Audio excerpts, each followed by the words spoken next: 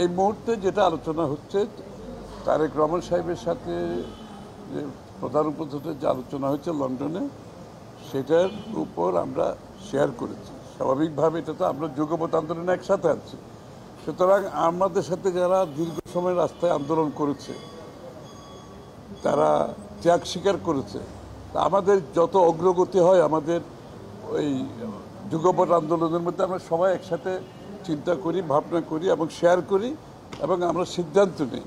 সুতরাং আজকে লন্ডনের মিটিংয়ের উপর আমরা শেয়ার করেছি এবং দুই পক্ষই অত্যন্ত সন্তুষ্ট যে আমরা যে ফেব্রুয়ারিতে নির্বাচনের দিনক্ষণ মোটামুটি একটা ঘোষণা আসছে। এই ঘোষণার পরিপ্রেক্ষিতে আগামী দিনে আমরা কিভাবে আমাদের এগিয়ে যাব, এখানে নির্বাচনী কর্মকাণ্ড আছে, আগামী দিনগুলোতে নির্বাচন না হওয়া পর্যন্ত আরও তার আগেও কিছু কর্মকাণ্ড আছে এবং তাছাড়া আমাদের 31 দফা বাস্তবায়নের ব্যাপারে যে আমরা ঐক্যবদ্ধভাবে যেটা তৈরি করেছি সবাই মিলে, সেটা আমরা কিভাবে বাস্তবায়ন করব ঐক্যবদ্ধভাবে, মোটামুটি এই আলোচনাটাই হয়েছে। আমাদের সামনের দিকগুলোতে আমরা বিগত দিনে যেভাবে আন্দোলনে ঐক্যবদ্ধ ছিলাম, আগামী দিনগুলোতে আমরা ঐক্যবদ্ধভাবে এগিয়ে যাব।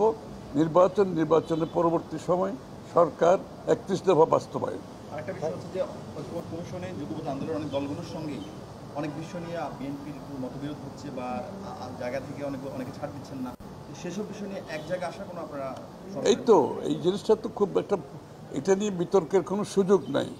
একটা জিনিস ডক্টর ইউনূস সাহেবও বলেছেন, জনাব তারেক রহমান সাহেব বলেছেন, প্রায় সব রাজনৈতিক দলের মধ্যে এক ঐক্যমত আছে, সেটা হচ্ছে ঐক্যমতের পরিপ্রেক্ষিতে যে কটি সংস্কার করা সম্ভব সেই কটি সংস্কার হবে, তার বাইরে যাওয়ার কোনো সুযোগ নেই।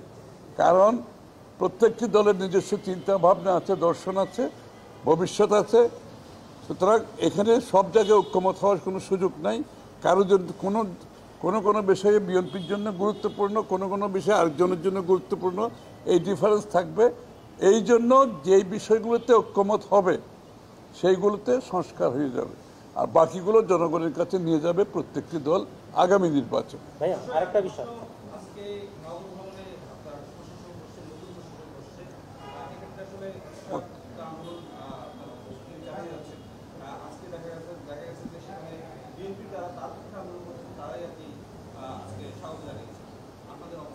না, এখানে বিষয়টা আপনাদের বুঝতে হবে। বিষয় হচ্ছে এই বিচার বিভাগ একটা সিদ্ধান্ত দিয়েছে, এটার উপরে পরিষ্কার সিদ্ধান্ত, ইশরাককে মেয়র হিসেবে ঘোষণা দিয়ে বিচার বিভাগ সিদ্ধান্ত দিয়েছে।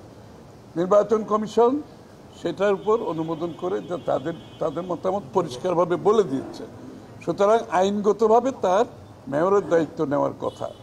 এবং আমরা আশা করছি বাংলাদেশে আমরা আইনের শাসনে বিশ্বাস করি, সরকার যারা পরিচালনা করে তারাও আইনের শাসনে বিশ্বাস করি, আমরা দৃঢ়ভাবে বিশ্বাস করি। আইনের শাসনে যদি আমরা বিশ্বাস করে থাকি তাহলে ইশরাকের দায়িত্ব নেওয়াটা খুবই স্বাভাবিক এবং আমরা সরকারের এই সিদ্ধান্তের অপেক্ষায় আছি।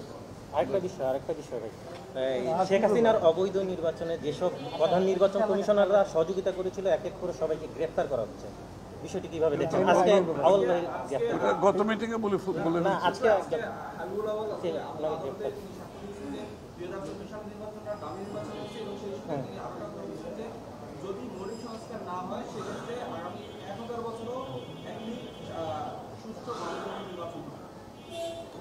ওটা তো ওনার মতামতের উপর আমাদের বক্তব্য রাখার কিছু নাই। এখন তো অনেকে ভালো ভালো কথা বলবে, তাই না? সুতরাং এখন সব আকাম কুকাম করে এখন ভালো ভালো কথা বলে তো কোনো লাভ নেই। হ্যাঁ,